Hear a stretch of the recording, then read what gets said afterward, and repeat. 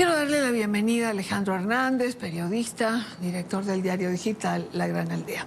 Alejandro, bienvenido, gracias por acompañarnos. Tiempo que no venías a visitarnos por aquí. Un placer, como siempre, estar aquí con tu inmensa audiencia. A ver, Ale, destino de las organizaciones no gubernamentales en Venezuela. La circunstancia pareciera estar dada para que muchas de ellas comiencen a desaparecer. Sí, absolutamente, porque entre la judicialización que mencionaba Mercedes de Freitas, que ojo, en Venezuela no nada más está judicializado luchar contra la corrupción, también está judicializado ser oposición, también está judicializado luchar por los derechos humanos. Hay un montón de cosas judicializadas en Venezuela que son derechos básicos y pilares de una sociedad. Y si hacen la reforma constitucional, bueno, más será todavía. peor. Pero en todo caso, pareciera que sí, desafortunadamente, porque entre la judicialización por las leyes absolutamente anticonstitucionales e ilegales que ha aprobado el gobierno, por un lado, y ahora con el tema del el retiro del apoyo operativo y financiero de parte de instituciones como la USAID, bueno, eso hace que sea prácticamente imposible lograr un sostenimiento y un funcionamiento dentro del país. Mucho mérito a Transparencia Venezuela, que lo va a poder seguir haciendo desde el exterior. Y bueno, situación similar, por supuesto, también tienen los medios de comunicación independientes en el país, sobre todo los digitales, y los periodistas, pues que bajo estas dos espadas de Damocles también están en estado crítico, desafortunadamente. En cuanto, vamos a las dos aristas. En cuanto a las organizaciones gubernamentales es durísimo porque las organizaciones no gubernamentales en Venezuela se dedican a distintas áreas. Unas se encargan, por ejemplo, de llevar alimentos a sectores vulnerables, otras proveen medicamentos a enfermedades terminales, otras a pacientes con VIH, por mencionar algunas. Las que hacen recuento de los presos políticos, las que ayudan a los familiares de los presos políticos y pare usted de contar. Yo no tengo el cálculo, no lo sé. ¿Cuántas organizaciones no gubernamentales habrá en Venezuela? Son muchas. Si en Nicaragua han cerrado más de 3.000, bueno, en Venezuela de verdad que no lo sé. Lo que sí sé, y estoy segura, es de que quienes van a sufrir y van a perder son precisamente esos sectores vulnerables, porque van a terminar no siendo beneficiados con este tipo de acciones. Absolutamente. Y bueno, Yania, probablemente tampoco la cuenta de cuántas hay es de dominio público, porque bueno, como acabamos de decir, para el gobierno eso es considerado delito prácticamente. Entonces, esas organizaciones en su inmensa mayoría operan bajo perfil, con mucha discreción, para poder ser efectivas de cara a la gente. Quiero aprovechar un pequeñito comentario que creo que sobre el que, bueno, deberíamos reflexionar varios, ¿no? Es una estupidez, a mi manera de ver, caer en el chantaje de la criminalización del apoyo que se obtenía o que diversas organizaciones obtenían por parte de la cooperación internacional. Es absolutamente tonto caer en ese chantaje que forma parte de la narrativa y de la estrategia del gobierno, que entonces todo aquel que recibiera financiamiento para ejecutar operaciones de índole periodístico, humanitario, de derechos humanos, etcétera, se sienta que hizo algo malo por haber trabajado con organizaciones que se orientaran en ese sentido. Caer en ese chantaje es una cosa absolutamente tonta, y creo que los propios medios de comunicación en el país tenemos que hacer un esfuerzo por tratar de abordar este tema, porque al final la situación de los medios de comunicación en el país hoy, de los independientes, es crítica, porque había un apoyo de parte de instituciones internacionales que apoyaban, pero entonces no se puede decir y no se puede hacer ruido con la situación extrema en la que se está, por dos razones. Por la primera, porque bueno, es ilegal, como se ha dicho, el recibir fondos, que eso no debería ser así. Y la segunda, para no caer en las campañas difamatorias del gobierno, donde al final todos terminamos estando siempre, ¿no? Sí. Porque De hecho, hay una gran reserva, ¿no?, en este momento en relación a los voceros o a quien pueden hablar de esto. Y ya voy con los medios de comunicación. Recordé algún programa que hice una vez, un reportaje sobre distintas organizaciones no gubernamentales en Venezuela. Y recuerdo que mi conclusión, después de haber recorrido muchísimos estados del país, viendo el accionar de las organizaciones no gubernamentales, es que la acción de las ONG llega a donde los gobiernos se les olvida llegar. En el caso del régimen, el problema con las ONG, sobre todo las que se dedican a repartir comida, a medicamentos, a atender a esa masa vulnerable, es que expone sus deficiencias. Expone la falta de políticas públicas para atender a los sectores vulnerables. Por eso molestan tanto. no, en el caso del régimen, probablemente las que más les molesten son las que tienen un área de acción vinculado al tema de derechos humanos, porque el trabajo que esas organizaciones han hecho son las que han permitido que instancias como la CPI tengan un expediente de los atropellos en los que ha incurrido el régimen venezolano desde hace tantos años. Es decir, esos expedientes no se hacen solos. Hay unas organizaciones que se dedican caso por caso, víctima por víctima, a documentar, a hacer los estudios y los análisis y los conteos necesarios para que después estas grandes instituciones tengan insumos para poder trabajar y para poder demostrar las realidades desafortunadas y trágicas que ocurren en el país. Así que muy grave. Es absolutamente grave. En relación al periodismo o a las plataformas informativas que han hecho periodismo independiente durante estos años, y la próxima semana quiero abordar este tema con varios periodistas, lo han hecho porque recuerden que en Venezuela los grandes medios de comunicación fueron comprados a través de testaferros. Los grandes medios de comunicación que no quisieron vender, algunos fueron expropiados, otros se asfixiaron por falta de pauta publicitaria.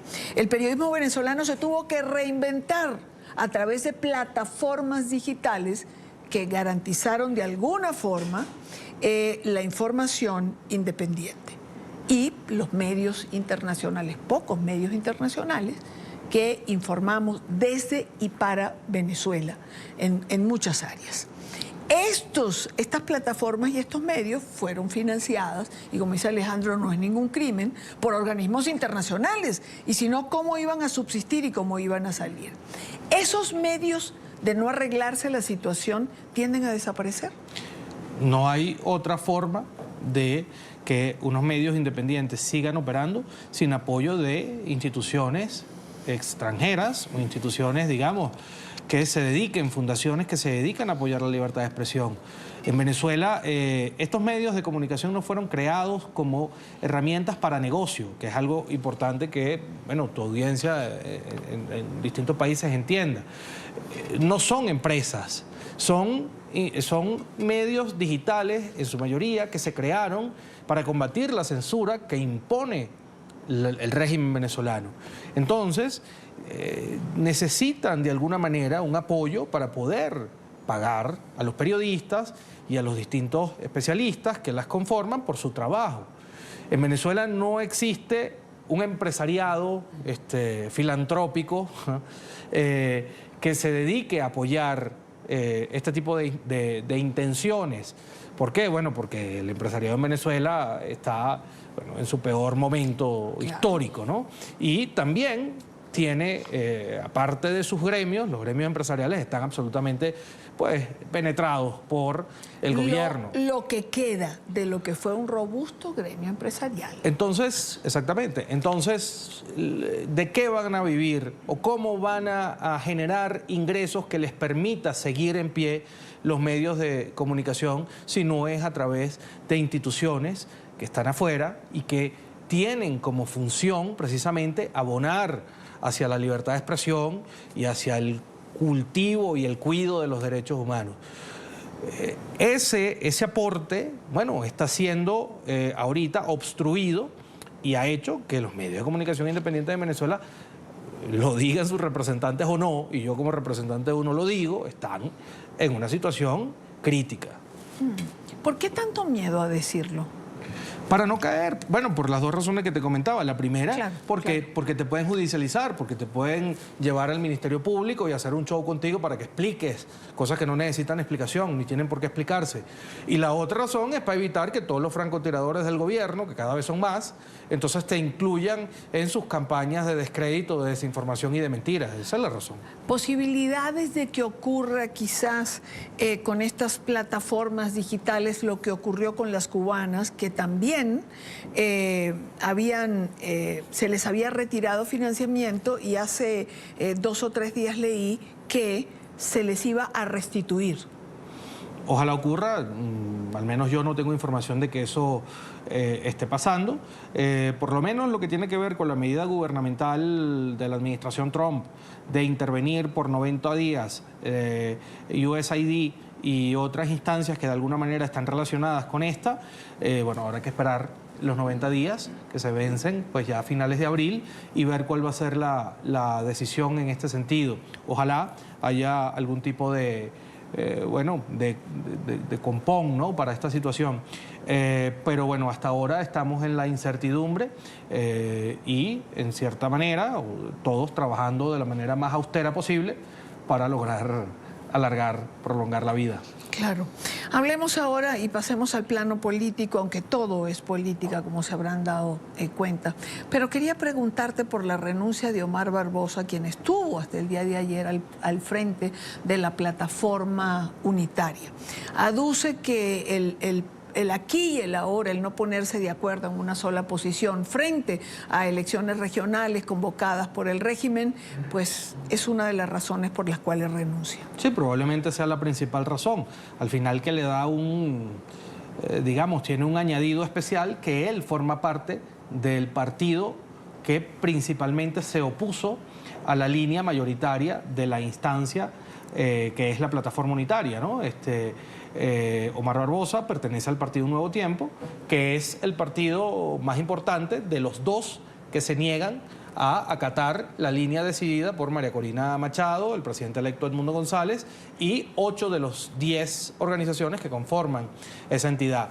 Entonces, bueno, eso más la imposibilidad de lograr acuerdos sobre la estrategia a seguir en una materia tan fundamental como lo electoral, han provocado su salida. Al final, las personas que ocupan cargos como el que tiene Omar Barbosa, están allí por su capacidad de negociación y por su capacidad de amalgamar acuerdos y amalgamar personas, ¿no? Ideas, etc. Y yo recuerdo que por la misma razón, un hombre de características similares a las de él, que es Ramón Guillermo Aveledo, abandonó lo que era la antigua, lo que era la Mesa de la Unidad Democrática, que bueno, hoy devino en plataforma unitaria. Entonces, bueno, eso allí es lo que probablemente imperó para que él abandonara el cargo que tuvo hasta hoy. Entiendo que se fue con el respeto de todos los miembros de la organización, y la organización ya a partir de ayer mismo decidió unos mecanismos de funcionamiento y todo indica que el partido COPEI, o al menos así lo ha declarado un importante dirigente como lo es Juan Pablo Guanipa, el partido COPEI va a dirigir o va a estar al frente de la plataforma unitaria durante un tiempo y luego empezará una rotación del resto de los partidos que la conforman. Claro. Alejandro, hoy Luis Ratti, quien se dice opositor, entre comillas, ¿y por qué lo digo? Porque ha sido una ficha del régimen. Por ejemplo, para actuar contra María Corina Machado, ante la Contraloría, activar una prohibición de participar en política que había caducado. Y eso le impidió a María Corina ser candidata. Él decía que como opositor tenía el derecho. Todos sabemos para qué lado está. Pero este opositor, entre comillas, ha dicho que va a lanzarse y que va a ser candidato por la gobernación del estado Zulia. cuyo actual gobernador es Rosales, Manuel Rosales. Esto me llama poderosamente la atención porque Manuel Rosales es uno de los que dice que hay que participar en las elecciones y es uno de los dirigentes opositores que se señala y que tuvo que tragar grueso para aceptar la candidatura primero de María Corina, después de Corina Llori y posteriormente de Edmundo González, porque él quería ser el candidato. El que Luis Ratti se lance, ¿qué significa? ¿Que el régimen le quita el piso a Manuel Rosales? Bueno, lo primero que me gustaría decir, abonando en lo que tú señalabas, es que Luis Ratti es un francotirador del gobierno. Luis Ratti es una pieza del gobierno y un mandado del gobierno madurista, ¿no? Eso por un lado. Y lo otro es que su candidatura refleja que la estrategia del régimen de Maduro es ir por todas las gobernaciones posibles en la elección que viene. Es mentira, o sea, el nivel de control que quiere el gobierno venezolano sobre el territorio llega al punto que ni siquiera Rosales, que ha sido un tipo que no es problemático en el sentido de que tiene un discurso muy moderado, inconvenientemente moderado, diría yo. Exacto. Es un tipo que no hace oposición frontal al gobierno. Es un gobernador sobre el que dirigentes zulianos han declarado que no permite que en el Consejo Legislativo se hable mal de Maduro. Es un tipo que no tiene ningún problema en reunirse con Maduro las veces que sea y el Consejo Federal de Gobierno que dirige Maduro las veces que sea, etcétera. Ni siquiera un político que se comporta de la manera como lo hace Rosales, de la manera tan tibia como lo hace Rosales, al gobierno le funciona, porque su estrategia es el control total. Por eso es absurdo pretender que en unas elecciones regionales o en las venideras elecciones regionales se le va a pelear a Maduro con cierta, no sé, con cierta igualdad o con ciertos derechos, espacios políticos que a él le importen. No será así. Maduro quiere el 100% de todo. Claro. Y si para él es estratégico tenerlo, lo va a tener. ¿Por qué, Alejandro, ese empeño de ciertos dirigentes en participar en una elección que no tiene ningún sentido? Yo me quedo con la hipótesis que mencionaba Juan Pablo Guanipa recientemente. Yo creo que aquí hay dos cosas. La primera y fundamental es llevar a cabo una política que contradiga o que vaya en desmedro del liderazgo de María Corina Machado. Eso por un lado, ¿no? Porque, como él mismo decía, es evidente que hay una estrategia para tratar de sustituir ese liderazgo porque, bueno, no es cómodo para distintos partidos y dirigentes opositores. Eso por un lado. Y por el otro, bueno, porque hay opositores que de alguna manera sostienen una relación con el gobierno y, bueno, se prestan al juego de normalización que el gobierno quiere imponer en Venezuela. Porque no son opositores. Bueno, sí, puede ser que sean opositores, pero también tienen otros intereses. Quieren seguir viviendo en Venezuela sin que los persigan, quieren tener contratos de alguna índole, quieren de vuelta las tarjetas de sus partidos. Hay mucho para conversar en ese sentido, pero son las dos razones. Intereses personales, por un lado, lo resumiría así. Las dos razones para que la gente, para que haya partidos y dirigentes queriendo participar en esas regionales son dos. Una, deteriorar el liderazgo de María Corina Machado, y la otra, intereses personales. No hay otra. Me queda un minuto, Alejandro. Mencionas el liderazgo de María Corina Machado. ¿Cómo lo ves? Bueno, no hay una circunstancia fácil. Vamos a empezar por ahí, todos lo reconocemos, absolutamente. Hay quien la critica, hay quien no, hay quien reconoce, digamos, su constancia de seguir trabajando, otros dicen que se agota el discurso, otros que todo este proceso se la va a llevar por delante. Bueno, me voy a extender más de un minuto con tu permiso. María Corina Machado tiene el peligro de que su discurso esperanzador, que además está basado en un testimonio de valentía que ella da todos los días al estar en la clandestinidad dentro de Venezuela, cosa que se dice fácil, pero hay que verle la cara lo que significa, ese discurso que ella tiene choca constantemente con la realidad que los venezolanos perciben. ¿Por qué? Porque quien sigue en Miraflores es Maduro, porque la represión continúa, porque todos los días meten preso más gente, porque el deterioro de los derechos y de los servicios públicos de la gente también se mantiene, etcétera. Entonces, digamos que es un discurso que la realidad golpea con frecuencia. Lo que pasa es que esa mujer pareciera que no descansa en su trabajo y encuentra maneras de semana a semana tener argumentos para sostener su discurso.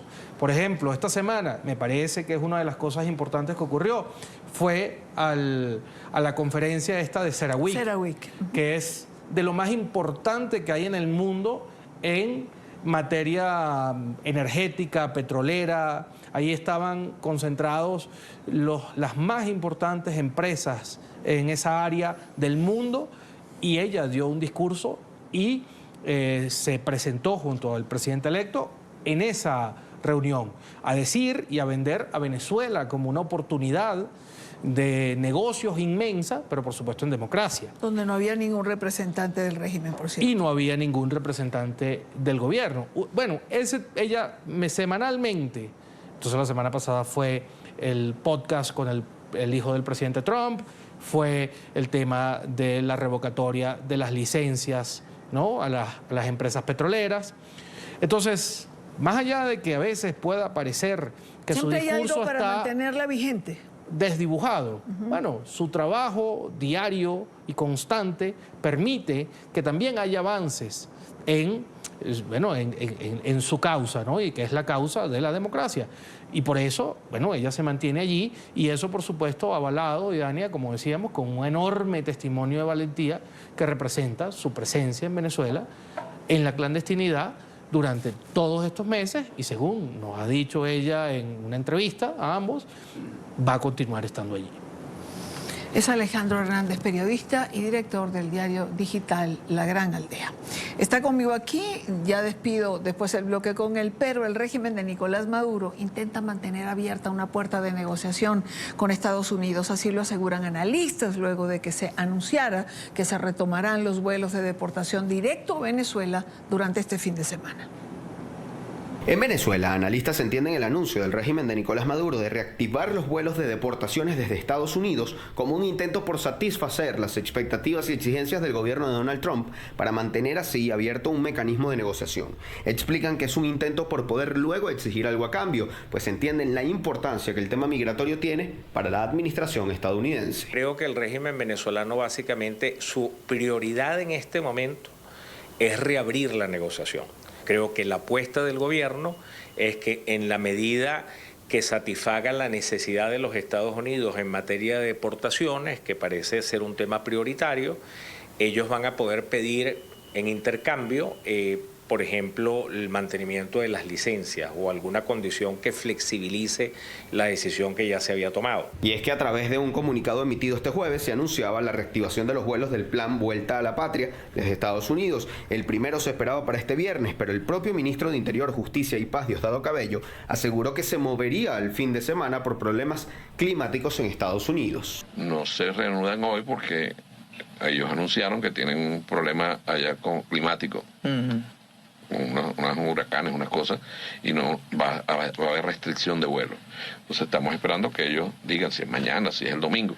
También señalan expertos en materia internacional que han jugado un papel importante de lobby y presión empresas petroleras que buscan seguir en Venezuela. Entonces es evidente que hay conversaciones tras bastidores, que también hay un esfuerzo por parte de empresas petroleras y algunos empresarios estadounidenses que, digamos, quieren seguir pudiendo tener acceso al mercado petrolero venezolano. Pero además esta reactivación de los vuelos se anuncia apenas 3 o 4 días después de que voceros del régimen venezolano indicaran que estaban suspendidos, lo que se entendió como una medida de retaliación por la eliminación de la licencia número 41, una decisión que representa un duro golpe económico para el régimen venezolano. En política realmente uno no sabe qué es exactamente lo que está pasando, cuando estamos hablando de política de micrófono, es decir, lo que dicen allá o lo que dicen aquí es una cosa y lo que está ocurriendo en las negociaciones o qué es lo que están haciendo es otra cosa completamente distinto. Esa es la idea de, por supuesto, ambos tienen que presentarse como la figura del macho. Aunque explica el profesor Benigno Alarcón que si bien se puede avanzar en una negociación en la que salgan beneficiadas ambas partes en materia migratoria y económica, entienden que hay grandes dificultades para avanzar en temas políticos, por lo que aseguran es una negociación con los días contados. Digamos que Estados Unidos, a través de su representante, el señor Grenell, ha tratado de tocar el tema político sin ningún éxito. Entonces yo sí creo que puede haber una reapertura de la negociación. La pregunta es si esa negociación se puede sostener y puede llegar a acuerdos definitivos si el tema político se evade. Este nuevo acuerdo para la reactivación de los vuelos ocurre luego de que el propio Donald Trump, al anunciar la eliminación de la licencia número 41, indicara que se debía a un supuesto incumplimiento del régimen venezolano de sacar rápido y en grandes cantidades a los deportados desde Estados Unidos. De esto se estaría agarrando el régimen venezolano. Alejandro, ¿por qué aceptan los vuelos de nuevo? Yo creo que hay dos cosas. La primera, que Maduro no va a caer en un reto con Trump directo de no aceptar, eso no existe, de no aceptar que va a recibir a los ciudadanos venezolanos que están en Estados Unidos en condición de ilegalidad o en condición de no tener papeles. Y la otra es lo que adelantaba tu periodista allá en Caracas y lo que asomaba Mariano de Alba. Ciertamente hay un lobby de las empresas de Chevron, sobre todo, y de Sargent en Washington para que, bueno, se pueda entrar en una negociación a raíz de la decisión de Donald Trump de revocar la licencia de Chevron. Están como tratando de generar bases para que pueda haber una especie de prórroga de la licencia, que no sea hasta el 3 de abril, que creo que es su finiquito, sino que eso se aplace un par de meses más o 90 días más. Y bueno, probablemente esta medida y esta pasividad del régimen venezolano forme parte de esa estrategia de negociación que quieren llegar en Washington, para el mantenimiento de Chevron, de las operaciones de Chevron en Venezuela. Bueno, hay quien dice que eso no es posible. Ahí hay una pelea de posiciones entre Grenell y su grupo y el secretario de Estado Marco Rubio y las políticas que él tiene previstas para Venezuela y la región. Veremos quién se impone. Gracias, Alejandro, por estar con nosotros.